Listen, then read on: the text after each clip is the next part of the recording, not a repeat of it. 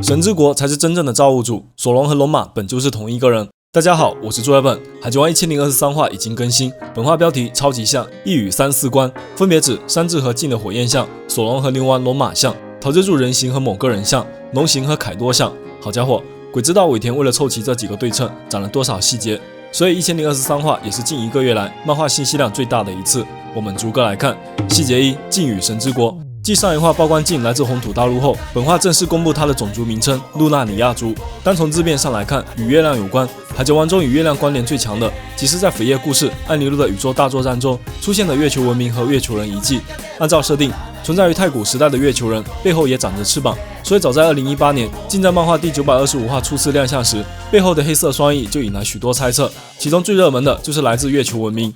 结合这次的露纳尼亚族，看起来又印证了一次，但其实这个推测有2个严重的矛盾。首先是月球人的翅膀真的可以飞吗？在艾尼路看到的壁画里，我们是可以看到月球人手持气球的画面。结合之前小机器人用气球飞上天的过程，不难发现，月球人的翅膀很可能是不能飞，或者至少是他们来到蓝色星球后失去了飞行能力，必须借助气球才能往返故乡。空岛人被认为是月球人的后代，他们背后都有一双翅膀，但那不过是装饰物，并不能飞行。和桑迪亚人一样，很可能是自远古月球文明继承下来的一种文化习惯，代表着人类对飞行和天空的向往。但镜不同，他在不使用翼龙能力时，照样可以凭借自己的翅膀飞行，并在空中进行战斗。安尼路的扉页故事是月球说的主要依据，但尾田对于扉页连载系列的态度到底是怎么样呢？一个略显残酷的事实是，虽然他们完善了许多故事，补充了众多设定，但细算下来，几乎都不会对主线剧情造成影响。这里面一个重要原因在于，扉页连载对于只看动画的动画党来说，理解剧情起来是不完整的，就像 SBS 专栏里面抛出的各种设定，如果不是有看过单行本的小伙伴，可能根本不知道凯多的果实叫青龙形态，索隆的故乡叫双月村。但即便你不知道这些，也不影响你继续追漫画和动画。基于各种原因，海贼王连载至今，所有的扉页故事都不与主线强关联。艾尼路的宇宙大作战这一期扉页属于空岛篇故事的延伸，也是对艾尼路超高的粉丝人气做了一个交代。故事的结尾将艾尼路无限大地的梦想引向了太空深处的宇宙海贼团和其他星系。理性来说，艾尼路回归的希望十分渺茫，至少他与路飞的冒险已经没有什么联系。言归正传，再来看第2个 bug。还记得月球下的古代都市是因为什么荒废的吗？他们遇到了能源枯竭问题，所以小雷果实能力者安尼路在这里就相当于是一个完全掌控了能源的神。那么镜和露纳里亚族的人有什么能力呢？他们会制造火焰，虽然原因不明，但看起来能够使用火焰的规模也是相当庞大。火焰本身也是一种能量，艾斯就一直使用烧果实的能力驱动自己的冲锋号。如果露纳里亚族来自月球人，为什么当时不用火焰作为能源呢？难道是因为没有氧气？并不是，在艾尼路的冒险里，我们并没有看到太空中有氧气的设定，所以露纳里亚族的能力与月球人离开故土的原因本身就是相悖的。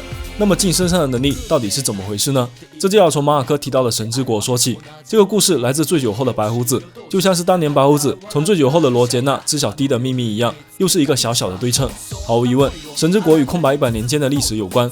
海贼王中连载至今，被称为神或者自称为神的角色有不少，除了恶心的天龙人外，桑迪亚人曾经将巨蛇称为卡西神，甘福尔和安尼路先后被称为空岛神，但最后证明，所谓神不过都是肉体凡胎，只不过是获得了一些超越普通人的力量，反而是已经出现的海王，因为能够驱使巨大的海王类，是真正意义上的神力。在之前的分析中，我们已经有所察觉，尾田习惯于借鉴不同地域的神话故事来丰富角色的设定。古代兵器中，海王波塞冬、天王乌拉诺斯皆来自希腊神话。如果说尾田一定要借鉴神话来创造一个神之国，会是怎么样呢？当我们把红土大陆、神国、火焰、双翼等元素串联在一起时，一个神话人物浮出水面。普罗米修斯。传说普罗米修斯从太阳神阿波罗那盗走火种送给人类，给人类带来了光明，却因此受到了宙斯的处罚，被绑在高加索山，饱经风霜和旧鹰啄食。如果将这则神话中的元素替换成海贼王里的角色，是不是有种熟悉感？镜不仅带有火焰，他的黑色双翼也酷似旧鹰的翅膀，更重要的是，它来自一块远离大海的陆地。可以说，镜身上对应的就是神话中的普罗米修斯。更早之前，大妈将自己的火焰命名为普罗米修斯，也是在暗示着对神话的参考。露纳里亚族与神之国也许并不是同一个阵营，这也是尾田惯用的烟雾弹手法。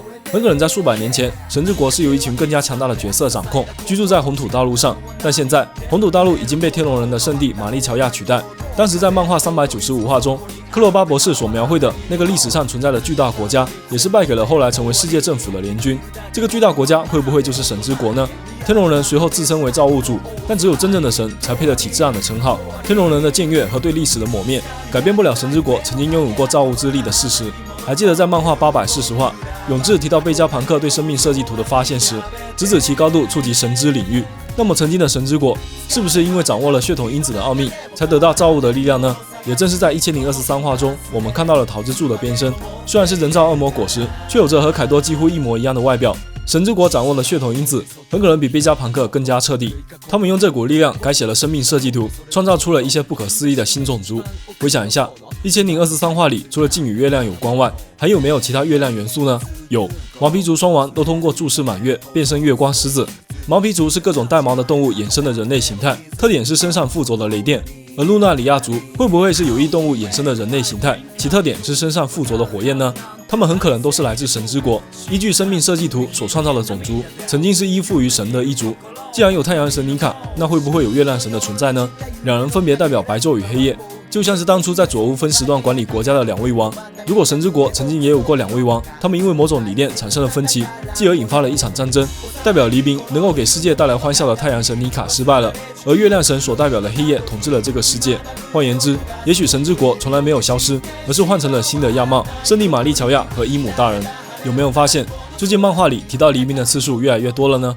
细节2，杰尔玛的失败作。山治的恶魔蜂角与镜的火焰是本画的第一个超级像。看了这么多年海贼，我们早已习惯山治的火腿招式，相信不少小伙伴都觉得它是来自摩擦起火。事实上，漫画415话恶魔蜂角第一次出现时，确实是凭借高速旋转产生热量，但后来山治启动这个招式时，已经不需要这个过程，我们似乎也默认了这就是山治实力增长的表现。但在1023话后，这里面出现了更多隐情。首先是奎因对恶魔蜂角非常人之力的判断，作为曾经 MAS 成员之一，奎因无论对血统因子理论还是改造人技术都是十分了解的。他也很清楚加治和杰尔玛的实力到底是人类锻炼的极致，还是不为人知的改造人技术。从他见到山治腿时的反应就能说明，这显然不属于正常人类的范畴。细算下来，山治和他的兄弟和姐姐之间有3个差异：眉毛的方向、外骨骼以及情感。山治的母亲文斯莫克索拉在怀孕时服用了足以影响血统因子的药物，却没有改变几个孩子变成怪物的结果。最后杰尔玛的新一代变成了3种人。大姐雷九具备外骨骼，保留了情感，但无法违抗父亲的命令。伊治、尼治、永治具备外骨骼，没有情感，也不会违抗命令。山治没有外骨骼，保留了情感，也可以违抗父亲。而他的眉毛也是最特别的，其余几个人的眉毛都是顺时针方向的漩涡，唯独山治是逆时针。种种迹象表明，索拉服用的猛药只对山治起了影响。眉毛一直是山治人设的特点之一。在1023话中，当山治说自己穿了2次战斗服后，身体感觉有点奇怪，索隆就调侃起他的眉毛。尾田似乎有意在暗示，山治奇怪的眉毛和他体内的力量有关。有趣的是，恶魔果实的漩涡也是逆时针方向。贝加庞克已经证明，从恶魔果实能力者身上提取的血统因子可以复刻成人造恶魔果实。以桃之助为例，他没有失去情感，而凯撒的斯迈尔果实说明了不成功的人造恶魔果实会导致能力者失去部分情绪。这两者放在一起看，情绪其实代表着对血统因子改造的不同阶段。加治自然也是知道血统因子的力量，如果他想要改造自己孩子的生命设计图，他会往什么方向改造呢？很显然，他会对标那些具备超人力量的能力者。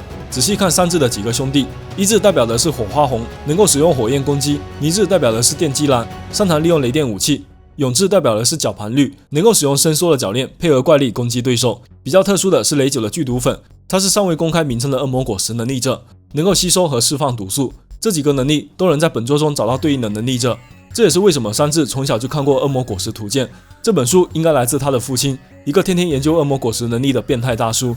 加治知道，掌握了血统因子理论，就有可能改造出相似的能力。加治最初很可能是想要将他觉得优秀的能力都集中到一起。以尼治为例，他在不穿战斗服的情况下，可以做到隐形，并且可以从关节处释放出强力电击，简直就是佐助附体。这说明了加治改造人技术的2个特点：身体优化和战斗服强化。为了打造杰尔玛最强的战士，加治在修改自己小孩的血统因子时，将众多强大而具备攻击性的优势加入其中。他们在幼年时期的表现也十分相似，都具备外骨骼，都有超人般的体质。而随着年龄增长，实力也不断变强，开始有了各自擅长的能力。这时候用记忆合金打造的战斗服就派上了用场。除了提供额外的功能，它最重要的作用就是进一步增强他们所具备的超能力。以雷九为例，他在吸收和释放毒素时，背后翅膀会有明显的张开，很可能是在配合他的能力作为存储毒素的容器。明白了这些，我们就能推敲山治身上发生的变化。首先，加治在他身上的改造并没有失败，而是因为索拉喝下了猛药，产生了一些变化。要知道，无论是加治还是索拉，他们都没有圈圈酶，因为他们没有接受过血统因子的改造，是真正的人类。而伊治等人的顺时针圈圈酶，其实代表着相对失败的改造，失去了情绪，思想也受到了禁锢。最后，山治的逆时针圈圈酶与恶魔果实一样的纹理，代表着相对成功的改造。小时候的山治与常人无异，因为那个时候还没有战斗服，缺少了激发力量的那把钥匙。后来，山治在自己的努力下，将不断增长的实力体现到自己的踢击中，实际上已经跳过了能力觉醒的阶段。现在的隐形黑战斗服更像是锦上添花，很可能是强化部分身体，使他的力量和骨骼得到强化。现在想想，山治2年后战斗中的几次拼脚，是不是也在为此做铺垫呢？正好他现在面对的是恐龙古代种的生化改造人奎因，堪称硬上加硬。相信尾田会为这场决斗安排一次重量级的硬碰硬。到头来，伊治口中说的失败作，小丑竟是他自己。细节3：索隆与双月一族。索隆与双月牛丸、双月龙马相似的外貌，是本画第2个超级像，由此牵扯出对于索隆身世的新一轮讨论。其实早在去年的96卷 SBS 专栏中，尾田就已经交代过一次，当时作业本也出了一期详细解读。那会尾田就已经将索隆与双月一族的联系摆上了台面。我们来简单梳理。首先，过去的和之国一直是由光月家担任将军，而侍奉光月家的有5位大名，分别是双月家、风月家、天月家、雨月家和黑炭家。他们是各乡的统治者，其中双月家管理的就是灵后和白武地区。这一族人素来以坚韧而顽强著称，历史上出过众多剑豪，其中就包括刀神双月龙马，生前留下了无数传说，死后被安葬在灵后乡，后来被月光莫利亚盗走遗体和佩刀秋水。而在数十年前，双月家又诞生了一个剑豪双月根三郎，他同时也是一名刀匠，打造出了河道一文字和研磨，后者被赠送给了当时还是小孩的光月继承人玉天。55年前，根三郎因为某种原因和一批武士一起离开了和之国，开始在大海冒险。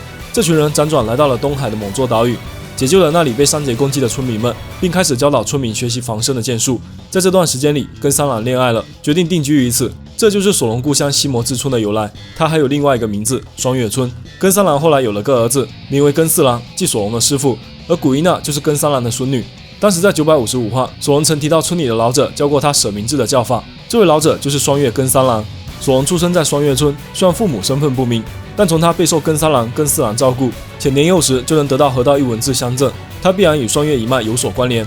而在根三郎出海后，双月家本宗继续在和之国发展。我们熟悉的双月勘家即是白武大名，而在1023话中提到的双月牛丸是灵后大名，他是龙马的子孙，本人也是个剑豪，身边经常跟着一只能够变身的百狐，即是后来索隆在劫道桥遇到的牛鬼丸。从剪影来看，龙马、牛丸与索隆三人不仅招式相似，外表装束也如出一辙。索隆的原型是尾田早期作品《Master》中的主角龙马基克，尾田似乎将他分开塑造成了龙马和索隆2个角色，而双月牛丸本身还是一个2刀流剑士。巧合的是，索隆小时候原本也是一个2刀流剑士，后来因为古伊娜的变故才变成3刀流。如此说来，龙马、牛丸、索隆3个角色已经有了千丝万缕的联系，就差出一个亲子鉴定了。但很遗憾，仅凭上述的线索，还不能断定索隆就是牛丸之子。其实我们也不需要索隆是牛丸之子。1023话更新后，评论区里有了不少吐槽的声音，认为主角团血脉这种老掉牙的套路又出现了。在这里，作业本必须说一句，不要随便用天赋抹杀他人的努力。回顾索隆的冒险，这一路经历了无数挫折，战胜了众多强敌，才拿到了挑战4环的入场券。草帽海贼团在旅行中把时间全部花在锻炼的是索隆，2年前几个篇章里受伤最多的也是索隆，他的努力完全配得上如今的实力。大家都反感血统论，但双月一族的血脉并没有给索隆带来什么。我更觉得尾田是用这种设定的完善，勾勒出索隆与这些传说剑豪的姻缘，让整个故事更加饱满，仅此而已。细节4：桃之助变身。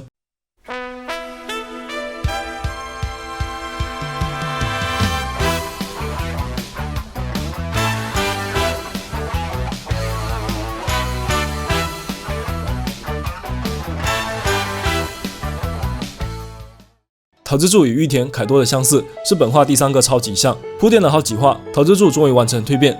如雷藏所说，那个注定要成为和之国将军的小孩真正成长了。海贼王2年后的故事都围绕着和之国这条主线，甚至我觉得从路飞与桃之助的第一次见面开始，就一直在等待着这个时刻。桃之助飞龙的造型几乎完全映照了310话彩页，龙的球壤等特征被完整保留下来。和正芒果实的凯多比起来，它们有着相似的外表和体积，手臂同样包裹着用于飞行的焰云，也难怪红星海贼团会认错。不过细看一下，还是能找到差异点。首先是鳞片的颜色不同，在漫画中尾田用了浅色，相比之下，凯多是深色，结合之前桃之助小龙形态可以确定，现在它变成的是一条桃红飞龙。第二个显著差异是龙角，凯多本人因为有2根牛角，所以变成龙后前额也多出了2根巨角，桃之助则没有这个特征，反而是头上2根角各多了一个分叉，更像传统神龙中的鹿角。耳朵因为没有了角的阻挡，变得更加明显，类似大和大口真神的耸拉耳朵，是2个幻兽种间的小小呼应。可以预见的是，接下来和之国天空将会上演2条飞龙的对决。桃之助虽然内心还是8岁，但身体已经达到成年，很有可能也会使用热息、风莲等等招式。我们期待的对波要来了吗？当然，最关键的还是能让鬼之岛飞起来的焰云。凯多被击败后，能力就会解除，到时候鬼岛垂直坠落，能够拯救花之都的就只有桃之助了。是不是像极了愚人岛最后白星阻止诺亚坠落的那一幕？本画在桃之助变身的过程中还留下了一个悬念：桃之助28岁的外貌为什么会让小冷痛哭呢？很显然，他一定是看到了对自己极为重要也极为思念的人，曾经的主君关月玉田。仔细对比一下关月家3代人的样貌，都离不开黑色的头发以及独特的眼型，酷似冥王怒目。冥王这个元素在和之国指的就是守护神。早在漫画978话，路飞他们刚进入鬼岛时，入口处就插了众多冥王旗帜。当然，这里指的是凯多，因为大蛇将凯多尊为冥王。漫画990话里，路飞的4档造型也被暴五郎评价为酷似冥王。而在漫画993话中，花之都火鸡之夜出现的冥王灯笼，既像光月玉田，又像开了4档的路飞。这里面的含义已经很明显了，光月家和草帽一伙将会再次守护这个国家。所以28岁的桃之助长大后应该有了像玉田一般的长相，小时候的丁区也会长出头发。虽然可能没有玉田那么强壮，但至少轮廓已经是成年人了。细节5：怪物战斗回顾。最后，我们来看看本画中一些有意思的小细节。首先是奎因和镜倒下时的特写，酷似当年311话时被武斗怪物打倒的索隆和山治，这2队都堪称王之双翼。可惜旧时代注定要被新时代超越。镜在与索隆的对决中一如既往的狠辣，除了能够克制剑士的锯齿坚韧，他身上的暗器也一点不输给奎因，不仅拳头上带有刀刃，靴子上也附有钉刺，重要关节也必有铠甲保护。搭配火焰与翼龙的能力，他的招式丰富程度不逊色于卡塔库利，甚至更加致命。难怪索隆直呼其杀戮机器。当然，索隆也不是好惹的，武装色霸气已经融会贯通。仔细看他嘴里的河道一文字，一直保持着武装色附着的黑刀状态，牙口好，霸气也不错。另外一边的奎因比起近来刚猛不少。本画中首次使用长鞭进行攻击，但这一次不是发射激光，而是产生高温，应该像是一块烧红的烙铁，有点像夏洛特·欧文的热热果实。从改造程度来说，已经超越了2年前的和平主义者。但奎因的优势在于恶魔果实，暴龙本身就是一种壮硕强韧的恐龙，奎因在此基础上进行改造，能够进一步提升攻击力和防御力。海贼王里面的改造人不少，但同时具备动物系能力的目前只有奎因。也许生化改造技术对身体消耗极大，想要深度改造必须凭借特殊手段。奎因恰好有了生命力顽强的古代种，而贝加庞克则挑选了能够将痛苦弹出身体的肉球果实能力者巴索罗米熊。孰优孰劣，等海军科学部队 SSG 登场后就能揭晓了。本画中杰克也终于被逼出了人兽形态，并且他与其他人的变形不同。仔细看杰克飞出窗户的特写，他不仅双手拿着武器，下半身还保留着4条象腿。结合之前的正面照判断，杰克的人兽形态很可类似斯皮德的人马形状，下半身依然是大象，但长出了双手，能够兼顾不同形态的战斗优势。尾田可能是想通过杰克这个案例，解释为什么黑色玛利亚的人兽型一直是下半身蜘蛛，上半身人类。也许动物系最强的人兽形态对应不同动物时，应该是有不同的表现。还是那句话，尾田说了算。不过本画杰克并没有耍帅多久，特别是被抓住鼻子过肩摔的那一下，当初在左屋就发生过一次，只不过那次是猫腹蛇老大。看起来大象的鼻子并不全是优点，最惨大看板杰克实锤。这一话他也为自己立下的 flag 付出了代价。当时在1008话时，他还嘲笑犬狼在这里看不到月光，无法变身。没想到当时假玉田的爆炸直接炸穿了屋顶，这个是不同于凯多撞坏的另一个破洞。尾田的伏笔永远不会让你失望。以上就是海贼王1023话的细节与伏笔分析啦。下周不休刊，马上就会有1024话的新情报释出。鬼之岛这场决战终于到了尾声，最精彩、最热血的部分正在上演，不要错过啦！我是作业本，下期很快再见。